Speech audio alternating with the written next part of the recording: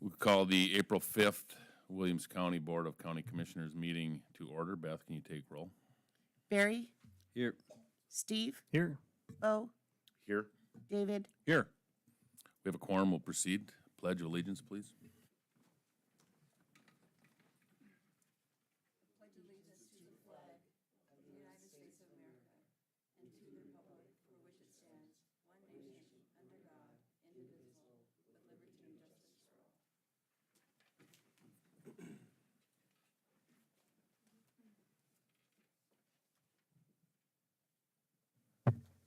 Okay, first thing on the agenda is the consent agenda. What are the wishes? Motion to approve.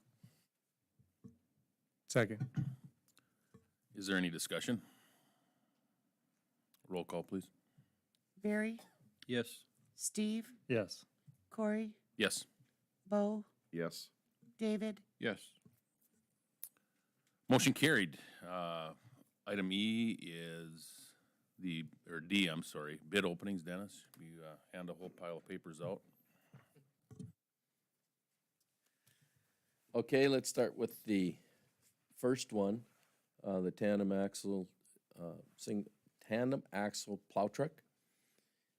The only bid received, RDO, MAC, $244,520. $244,520.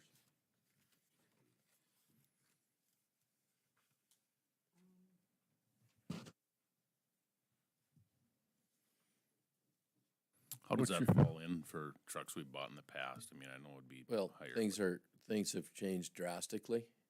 I have concerns without having a local dealer here to do warranty work. We're still, of course, we just opened them yesterday, still working on some answers for that, but at this point, I don't have the answers. What did some of the other companies that did not bid, did they give any indication to when they might get caught up, or, I mean?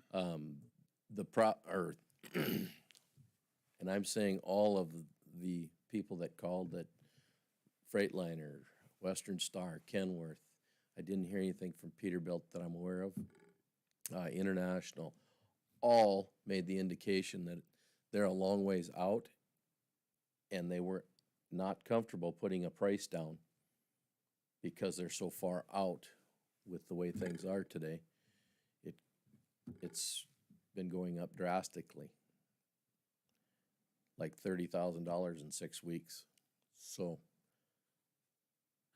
they don't want to put a price down, so there is no bid at this point. I guess my worry would be the $30,000 doesn't ways when we have to ship a truck for service work to wherever. I mean, it's gonna be quick, cause without a local dealer, I'm with you. It's pretty scary to have there's always bugs in these trucks.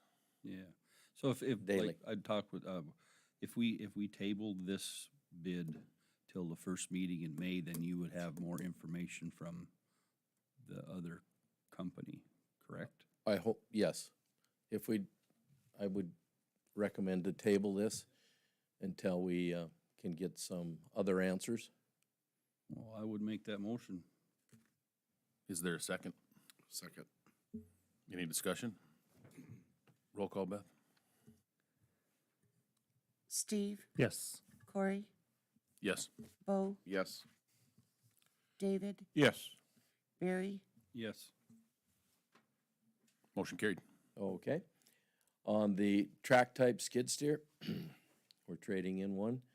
RDO, 89,500. Trade allowance, 58,500. Trade difference is $31,000. 31,000. Tractor and equipment, $98,648.47. Trade value, $48,600. Total trade difference, $50,048.47.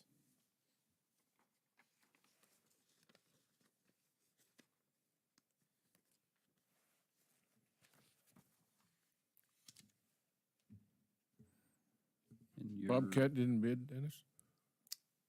No. Theirs was removed. They didn't have a bond on the outside of the envelope. Can you tell me about the guaranteed hourly replacement price? What's that mean? They both did it differently. I assumed so with those big numbers. Yeah. Pretty much. So it's guaranteed hourly replacement. You have to do, it's like $19,600 from T&E, and John Deere is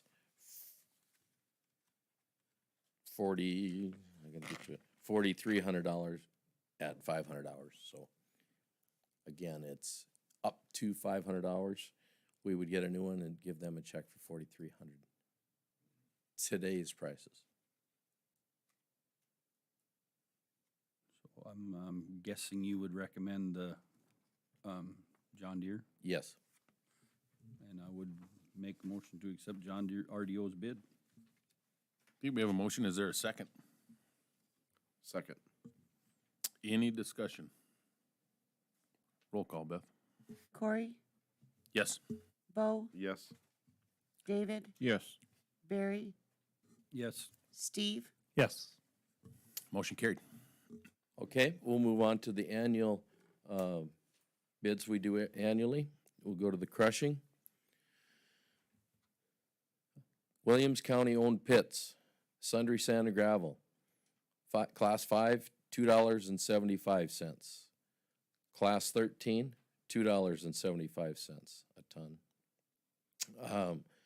The special spec, North Dakota special spec, $22 a ton. Williams County owned pits, aggregate construction. Class 5, $2.90. Class 13, $2.90. And the special spec, no bid. Area 1, sundry, $2.75 for Class 5. Class 13 is $2.75. The special spec, $24 per ton. Aggregate, $2.90 for Class 5. Class 13 is $2.90.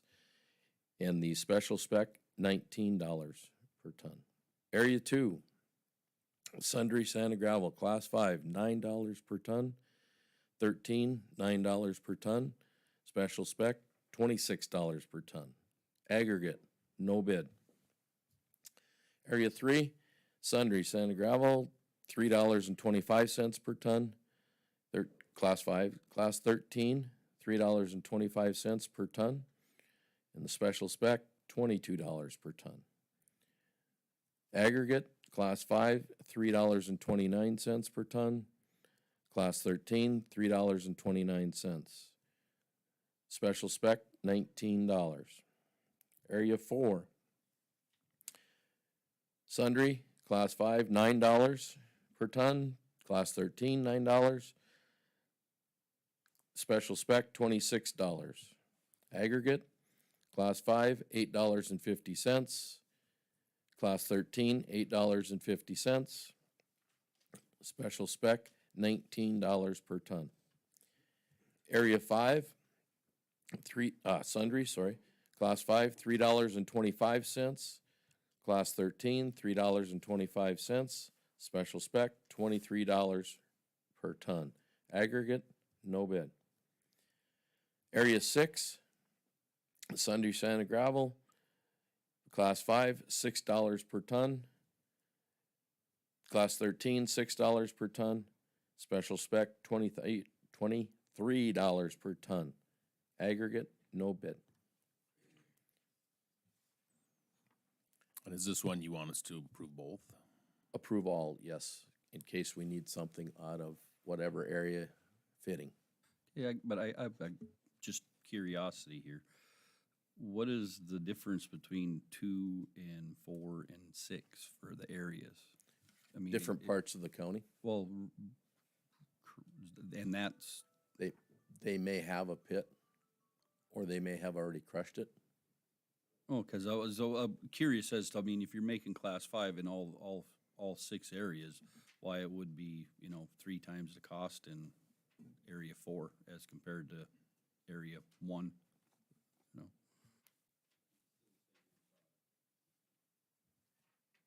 Don't have that answer. Yep, I don't know. I was just curious, cause, even like area 6, it's up to $6 a ton, Yep, but then the special stuff is 23. So it's, well, maybe more I overburden. can tell you when I used to bid it way back 100 years ago, it had to do with where it was at and a lot of it's mobilization. Cause you're moving stuff in and out of there and some of it, there are road restrictions in those areas, so it makes it a little more expensive. if it was something to do with how much more you had to strip or, if it was the That- fact that it was. That's all a comes big into one it. there. Anyway, I was just curious. Or it's in the side of a hill instead on the flat.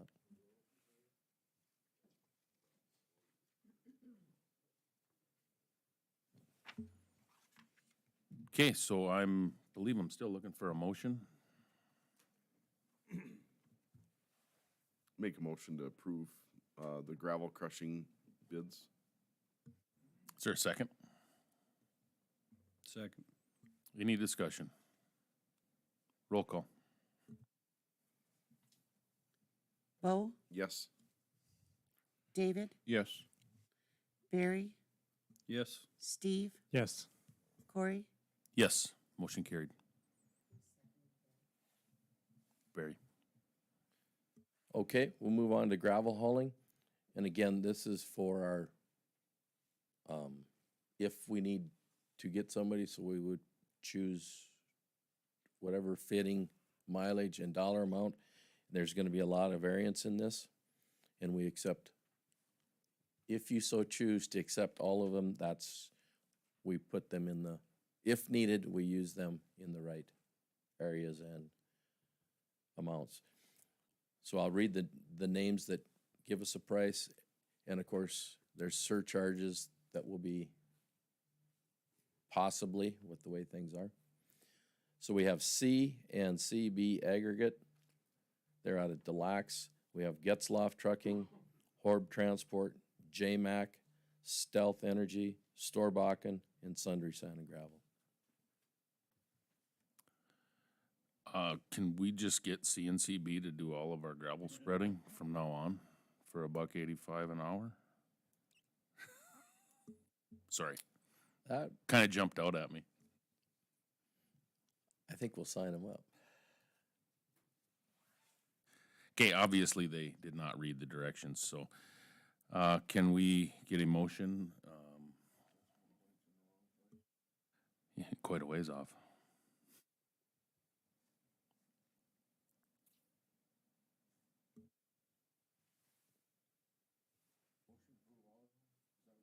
Yes. I'll make that a motion. Is there a second? Second. Any discussion? Dennis, just quick question. I mean, obviously, there's a couple of these that the prices are way higher than others. I mean, if it doesn't fit, it doesn't fit. Is that how it works? Correct. Yeah. You know, when we had the 10, 12, 14 inches of rain, we grabbed 3 of them real fast. The reasonable priced ones for the distance, whatever the distance one we. Okay, thanks. Any other questions? Roll call. David, Yes. Barry, Yes. Steve, Yes. Corey, Yes, Bo, Yes. motion carried. Okay, we'll move on to the hourly rates with the equipment. Again, we use them as emergency type operations, or if something is needed that we can't get to, or they have a piece of equipment that we don't have, or ours is down. So I'll read the names that give us hourly rates. Hanson Excavating, J-Mac Resources, MMI Excavating, Storbakken and Sons, Sundry Sand and Gravel, and White's Grading Service.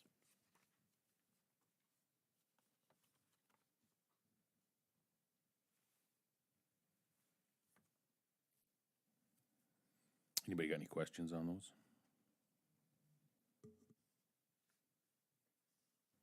This is again the same way, approve all of them, and then Dennis usually starts at one end of the list, probably the bottom end, and works up when he needs it. I would make a motion to approve all the above. I'll second. Any discussion? Roll call? Barry, Yes. Steve, Yes. Corey, Yes. Bo, Yes. David, Yes. Motion carried. Okay. Culverts, as you can see, we only had one that turned in a bid. The other one informed us that they were unable to bid because of supply. They didn't know when they even could make culverts. So we have one. We share this with Divide County. They run through our bid and then with togetherness. What are the wishes?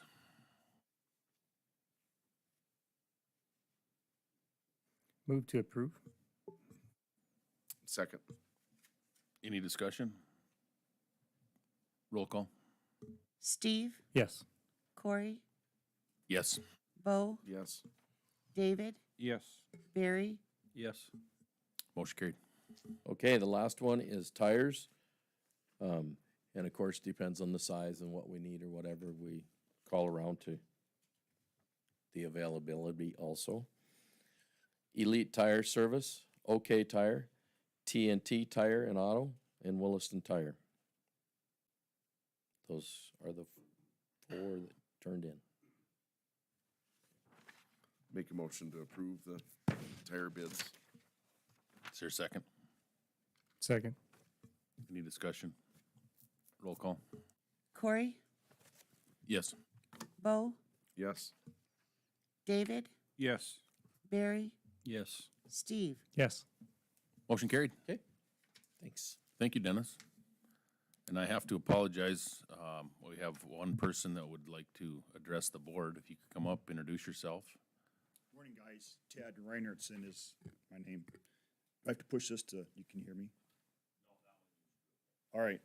Say I'm on the Farron Township Board, and we have some residents along County 9 and County 6 that are concerned still about the ATVs in the ditch. And I'm here to ask if the commission has come up with any ideas as how to remedy the issue. I know some discussion in the past has been if they're licensed, they can ride in the ditch. And if that is the case, I guess, then what else can we do to curb some of this damage to the residents, you know, their yard? They consider that yard, the ditch, their yard. And the four-wheelers and dirt bikes think it's a great place to ride, which maybe it is. So, any comments? I guess I just received a phone call yesterday, obviously from one of the parents, or it seemed like a parent, maybe it was somebody that does ride, but they were talking about cement blocks and nails and things getting put in the ditch also. Sure. Which, I mean, I think we can all agree, we don't want that to be happening either. As far as the ditch goes, I know the sheriff's here, and I love putting him on the spot. What can you come up, Sheriff, and just let us know what does the law say on the riding in the ditch? Good morning. It's been a little while since I've reviewed those. I don't know them well off the top of my head. I believe the roadway extends down into the road ditch, where if the vehicle is licensed within the state, I believe they have to be insured, and the riders are over 16 years of age, then they'll be able to operate in most of those road ditches, depending on what roadway they're on and the posted speed limits for those roadways.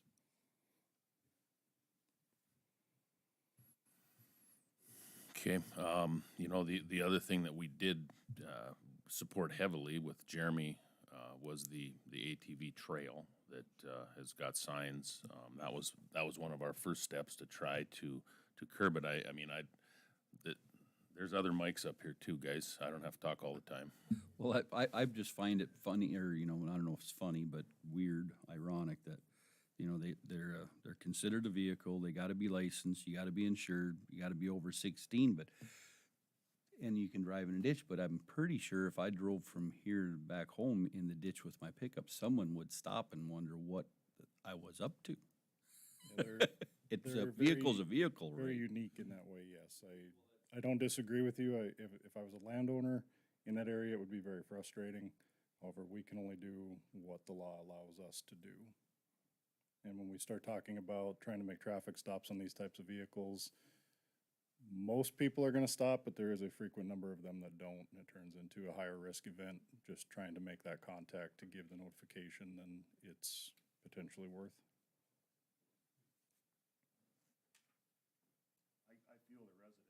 That one you do have to push the button, sorry.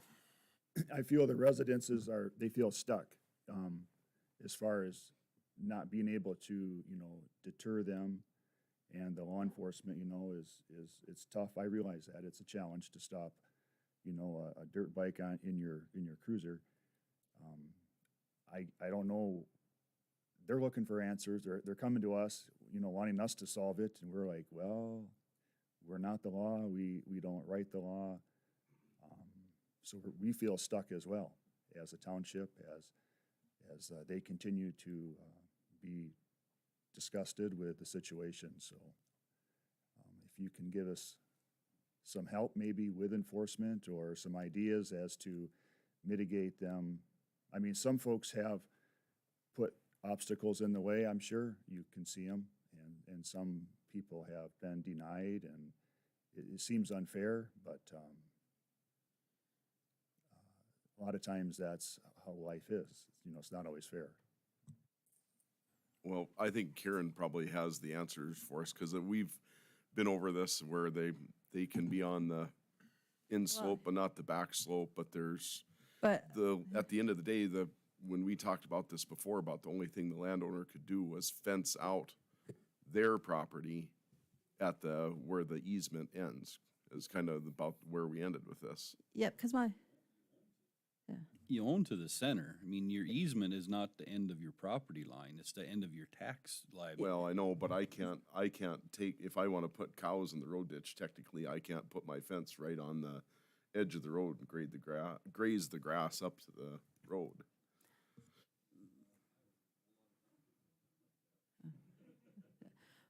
well, my understanding is both County Road 6 and 9 are along section lines. And section lines, even though the owner owns to the middle center of the road, there's a statutory 33-foot easement from the center line that is open for public travel, and that public travel includes the use of ATVs. There's an AG opinion out there that says that it includes ATVs, and so we really can't tell the ATVs, they can't travel in the section lines. People can walk in there, bike in there, use ATVs in there, so, and as far as. But you haven't denied them access.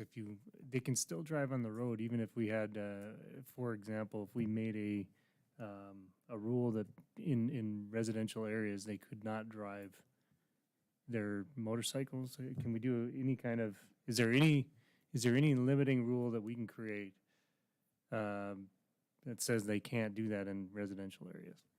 If it involves the use of a section line, no, not unless you close the section line, really. And Well, but- you just, unless you, Section lines can be fenced, they just have to be gated. You can't deny access. That doesn't mean they don't have to stop and open a gate.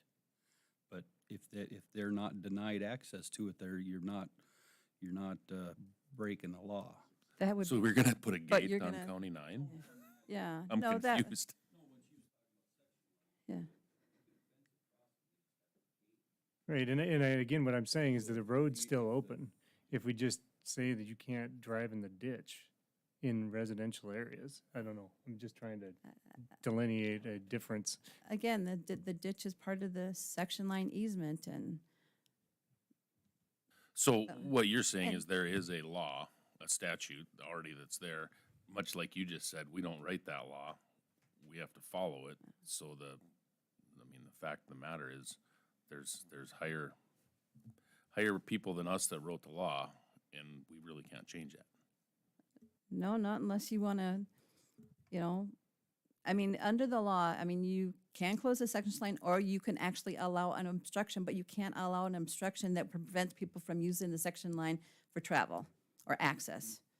So, I mean, as far as other people like blocking it with cement blocks and things like that, we sent a letter to the landowners that we are aware of and said that you can't put those things in there. Now, as far as if other landowners out there doing that, I haven't been told that, you know, but they shouldn't be doing that really. Nobody should be doing that.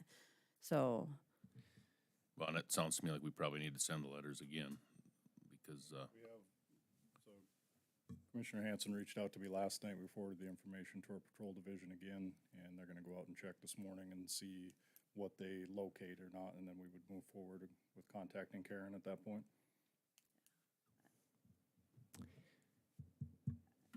What if we flatten the ditch out? No approaches in a residential area. Then it's no fun. Drainage might be an issue, but make it like a Texas crossing, let people leave their yard. yeah.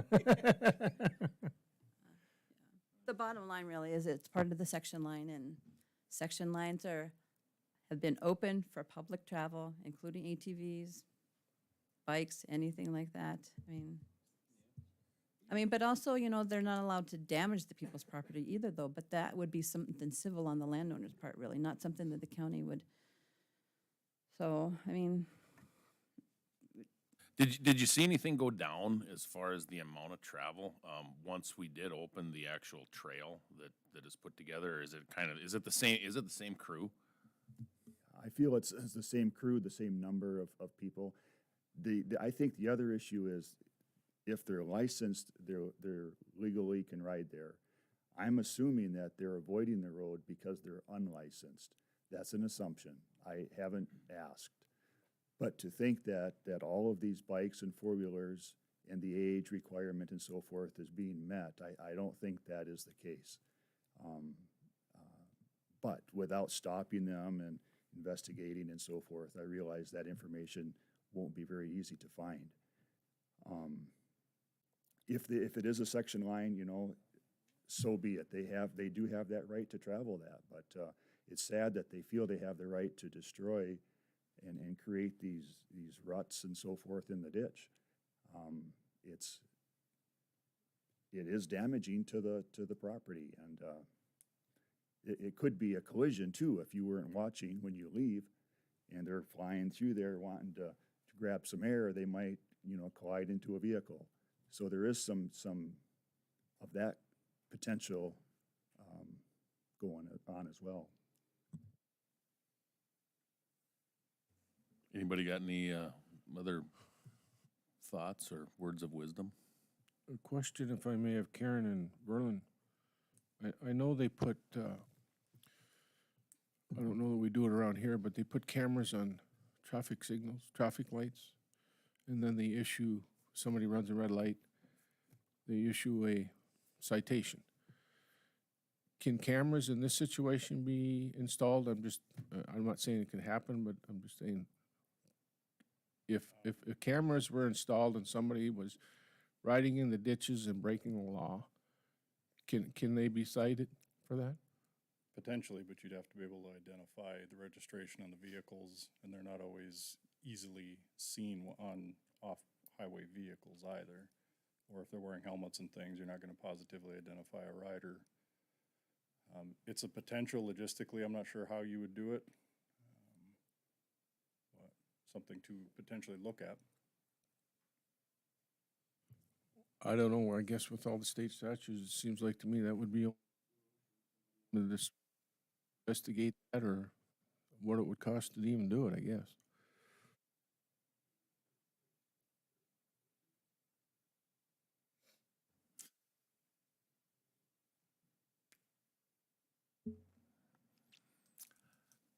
I don't have a good answer with you. I don't have a good answer. It's a tough spot because with the section line being there, I don't think we have the right to be able to necessarily shut them down. I mean, we can hopefully get them to follow the rules, but there again, like you said, pretty tough for somebody in a sheriff's pickup to go chase, whether it's a 14-year-old. We don't want to cause more of a problem by chasing somebody either.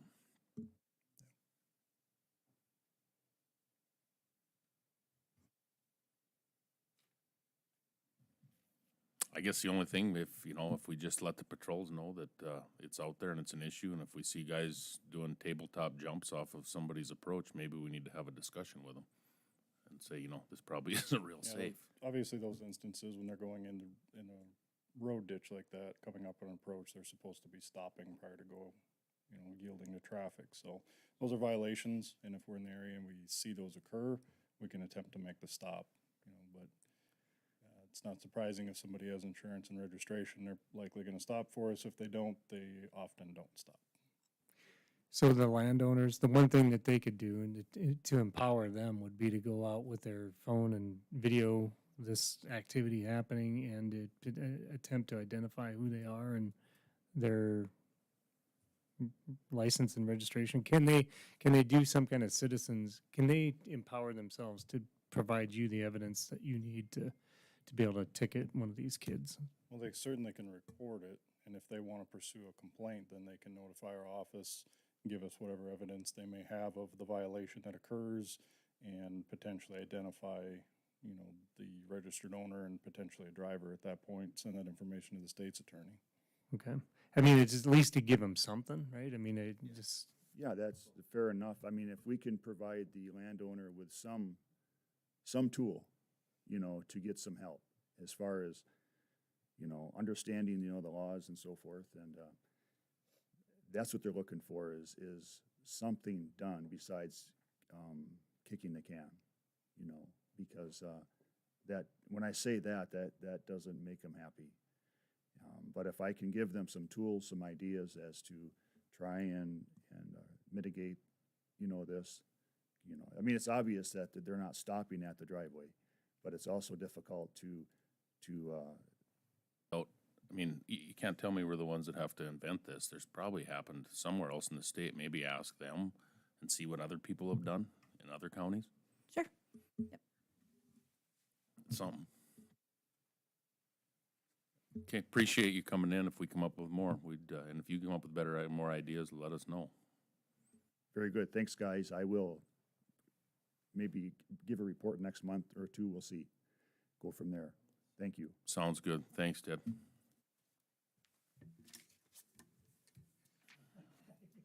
Okay, looks like planning and zoning. Good morning. morning. Today, the only item that we have is LU-0006-22. Ed Rentamaki, on behalf of Alex Almer, is requesting a zone change to rural residential for a proposed 10-acre parcel. This property is currently zoned agricultural. The property is currently being used as a farmstead, and they're planning to just carve out 10 acres around the house. It's pretty straightforward. Planning and zoning unanimously approved the request with staff comments, and it doesn't look like the applicant's here, so if you have any questions, I'm here. Does anybody have any questions? Make a motion to approve following planning and zoning recommendation. Is there a second? second. Any discussion? Roll call. Bo, Yes. David, Yes. Barry, Yes. Steve, Yes. Corey. Yes. Motion carried. And I see there's a welcome back, Sam. Good to see you back at work.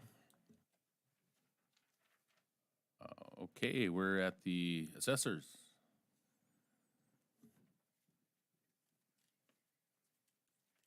All right, good morning. I have two abatements for you today. Both of them are farm residence exemption applications. The first one is filed by Gene Grasser for the 2021 tax year for the Arla Grasser Revocable Living Trust on the southeast of the southwest and southwest of the southeast of Section 3 of 12 Mile Township. The applicants are requesting approval for his active farmer residence exemption. We did not receive Mr. Grasser's statement of farm gross income before the deadline of March 31st, 2021, and therefore we denied his exemption and placed his residence on the tax rolls of the June 1st County Board of Equalization. Mr. Grasser submitted his statement of farm gross income on February 14th of 2022. His farming activities for 2019 was 81% of his total income, and North Dakota Century Code requires a minimum of 66%. A hearing to review his application was held by the 12 Mile Township Board on March 15th and was approved.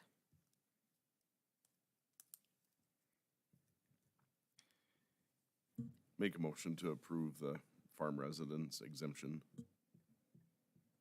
Is there a second? Second. Any discussion? Roll call.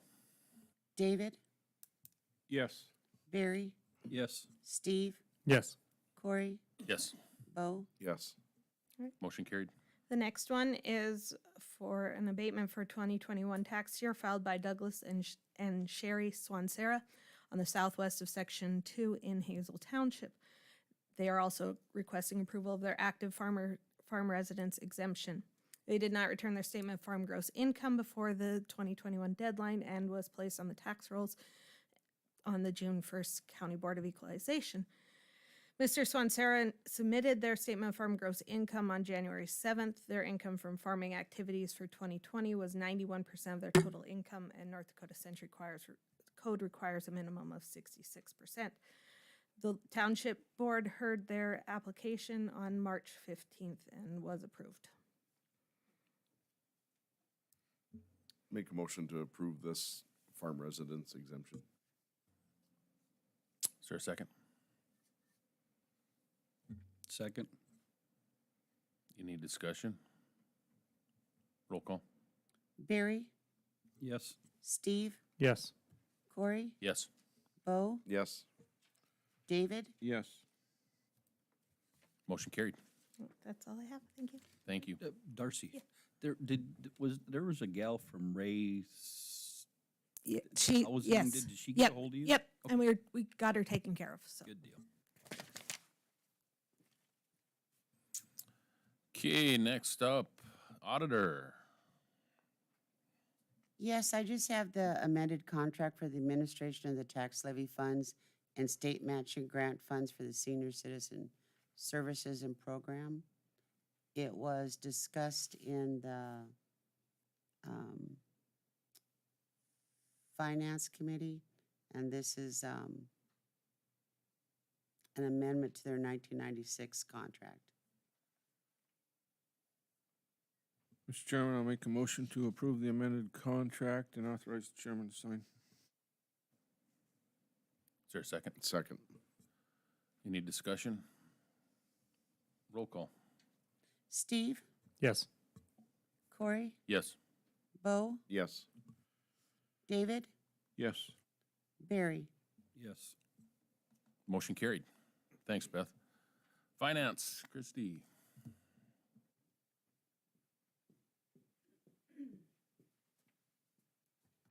Good morning. It's time to start planning for the fiscal year 2021 audit. And the first order of business is to engage Eide Bailey in performing that work. I've submitted a engagement letter today for you for your approval, which will also need to be signed by the the chairman, if you so approve. Do you have any questions about the audit? The scope or the price or anything like that? Or it's going to start June 6th, tentatively. And how much is it? It's slight increase from last year. It's 44,000 this year. It's about 5% increase, which is kind of the standard with everything going up these days. It is a little lower. You don't think you want to invite the state to have to do the audit, Christie? Not at this time. We need more practice.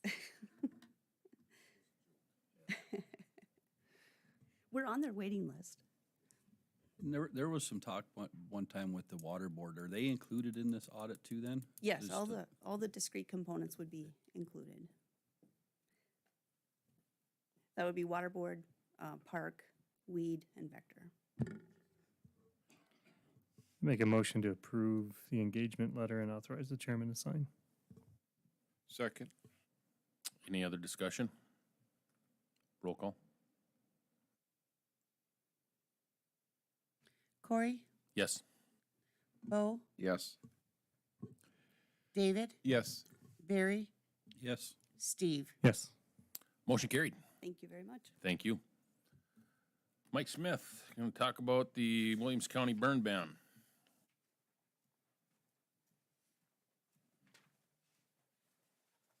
Good morning.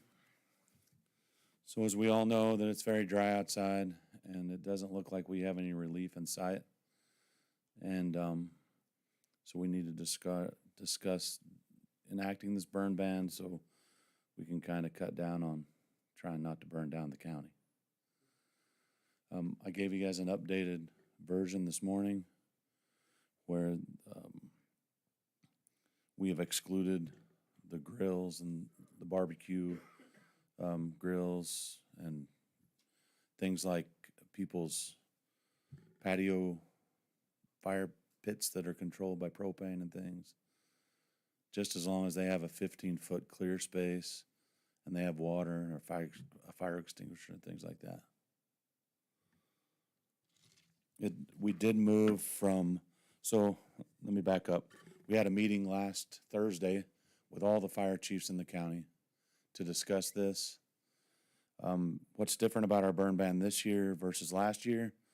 Most everything is allowable up to and including the high fire danger. And then the actual bans start in very high, extreme, or red flag. Because more than likely we're going to be in a high fire danger probably on a daily basis during this summer. So we're hoping to allow people a little more freedom and hopefully that they will be careful with what they're doing. And we're going to definitely work on, some getting information out there on a regular basis about being careful and, doing things the right way.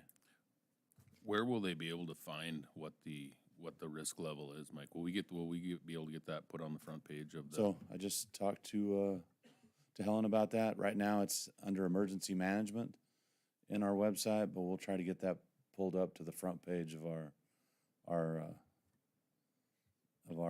website. And also I try to get up every morning and place it on our Facebook page as well. Sometimes it's later than others, but I try to get that done by 7:30, 8 o'clock in the morning. Mike, just a quick question on off-road motorized travel. The reason I'm asking my question is that people have electric bikes and things like that, or now you're seeing electric dirt bikes. Would you draw a difference between an electric versus a motorized, a traditional naturally aspirated gasoline motor? I would, yeah, because your electric devices aren't going to be hot. What you worry about for the off-road travel is the exhaust, the catalytic converters. Some of the ATVs and stuff will throw sparks every once in a while and stuff like that. So Not to try to complicate this any more than I need to, but I'm just curious if there is a difference between that. well, I mean, there would be a difference between, it was also brought up that, tractors are off-road vehicles.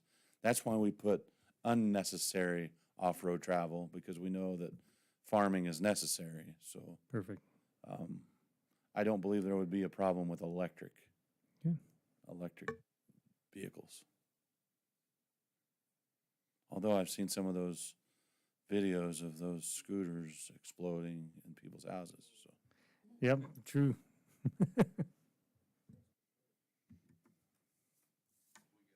Any other relevant questions for Mike?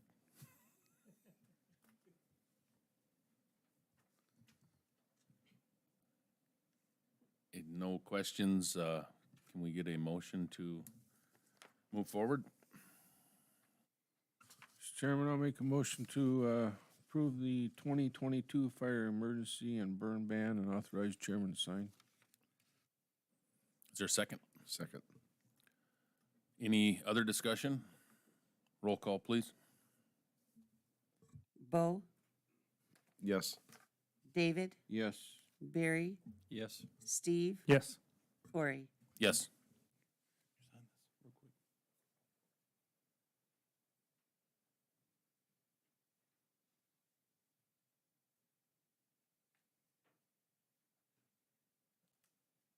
Thanks, Mike. All right, we will go to, looks like we got county highway and engineering. That must be Dennis again. Yes. We need authorization for chairman to sign the countywide chip seal contract.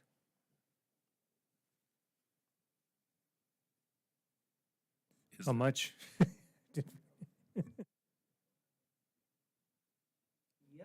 What's that? How much is it?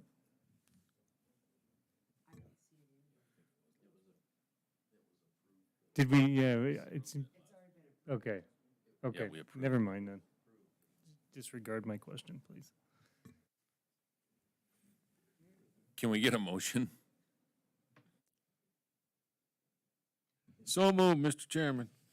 Is there a second? Second. Any discussion? Roll call. David, Yes. Barry, Yes.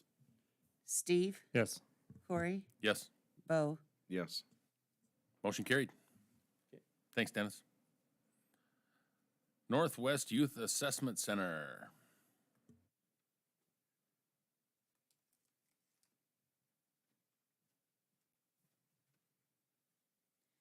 Good morning. Beth should have sent you guys the certification for shelter care application. Finally got it done, ready to send. I'm not sure if you guys want 2 motions or 1, Karen, maybe. Within this, we had to create some new policies, we had to adapt some policies, we had to create some consents and some agreements. So that stuff is in there, as well as approval to send the application to the state Department of Human Services. Do we need a motion for each one separately, or can we do them all as one? I think you can do both as one.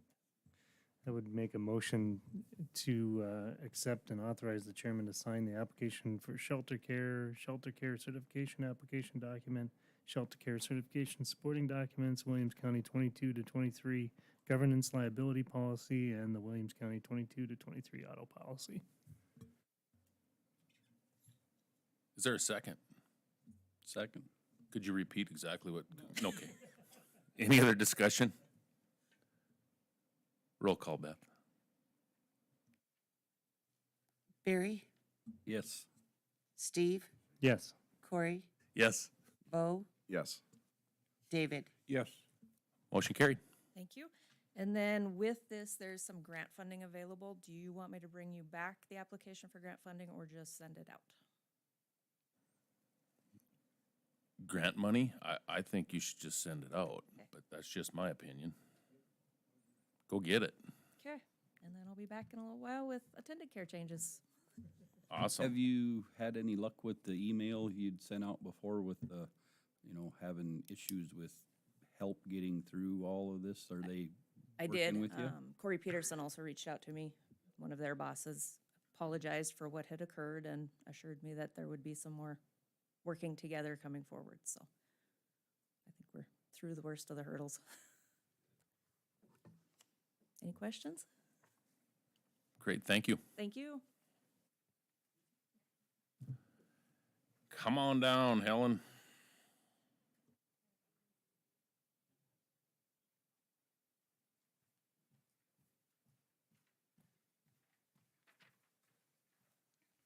You can just give high five. You don't have to talk to everybody on the way down. Just high Just five like on the to way check by. because people don't know you guys are about to be done, so I don't want them to be forgotten.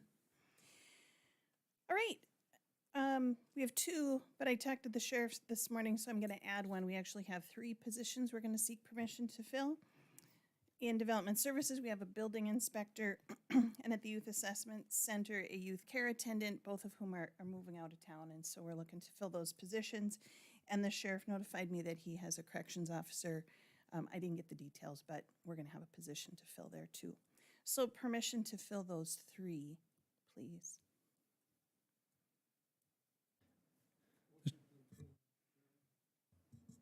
Second. Any discussion or questions? Beth? Steve, Yes. Corey, Yes. Bo, Yes. Yes. Barry. Yes. Motion carried. I would just point out that sometimes our supervisors, obviously, you need to fill the position and then I bring them forward. But sometimes department heads say, boy, looking at the work we have and the systems we have in place or the people that we have in place, we're actually not going to fill a position right now. And those are always listed on that far right side. So I did send out an email this week letting you know that Cameron has made that decision in development services. We're going to have that planning technician position held open for now. And of course, sometime he might come back and say they need the help, and it might be that they've been able to create some efficiencies and keep it open. So just pointing out, we don't always fill them. They don't all come before you to be refilled automatically. We're working at process in the background to make sure that we're making smart decisions. Kudos to Cameron and congratulations, Rachel and Sam, on your new titles. Under the sheriff's office, you'll see that we have a status change. When we change a position from part-time to full-time or vice versa, this board needs to provide that approval because there is a budgetary impact to that. So last year during the budget cycle, Verlin had a conversation with us about someone who had left employment, relocated to a different part of the country, but had been doing a whole bunch of tech support type work in the sheriff's office. She has been working for us part-time over the last number of months, and as the sheriff suspected, it's working quite well. It's just the perfect kind of work for someone to do remotely. You all approved that as a remote position before we brought her back on board, and now they've been able to ascertain exactly how much work she can do remotely, and they'd like it to be a full-time position. We've had a series of meetings to get this sorted. I feel real comfortable with the track that we're on. If you remember, you approved a remote work policy. That allows us to real carefully go through a checklist and make sure that we have things in hand and understand the folks who are working for us understand the expectations, and we're getting the work that we expect for the money that we're paying. So, long explanation to say we'd like to have a status change for that position from part-time to full-time. I'd make a motion to approve the status change. Is there a second? Second. Any discussion? Roll call, please. Corey, Yes. Bo, Yes. David, Yes. Barry, Yes. Steve. Yes. Motion carried. Great, that's all I have. All right, thank you, Thank you. Helen. Now, did I miss anyone? Is there anybody else that needs to address the board? We need a motion to go into executive session for attorney consultation related to the County Road 8 project and contract, legal authority for holding an executive session in North Dakota Century Code, section 44-04-19.1, subsections 2 and 5, and North Dakota Century Code, section 44-04-19.2. The board will return to open meeting after the executive session. Is there a second? Second. Any discussion? Beth, roll call. Bo, Yes. David, Yes. Barry, Yes. Steve, Yes. Corey. Yes.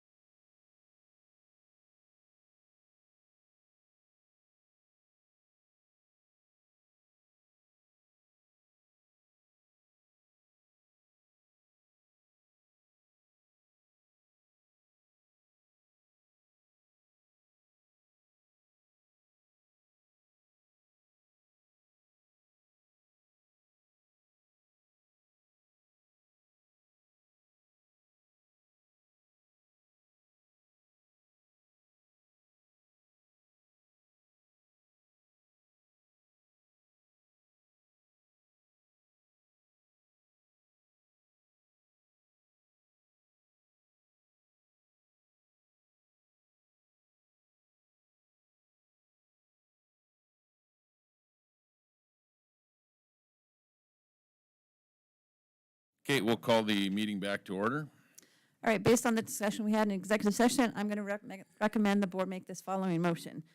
I recommend that you make a motion authorizing a revision to the County Road 8 project and contract to change the location to cover a 4-mile stretch of County Road 15 near Epping, and to have the County Highway Department work with the contractor for a change order for this revision. So move, Mr. Chairman. Is there a second? Second. Any discussion? Roll call, Beth. David, Yes. Barry, Yes. Steve, Yes. Corey, Yes. Bo, Yes. Motion carried. Thank you. No further business. That concludes the meeting.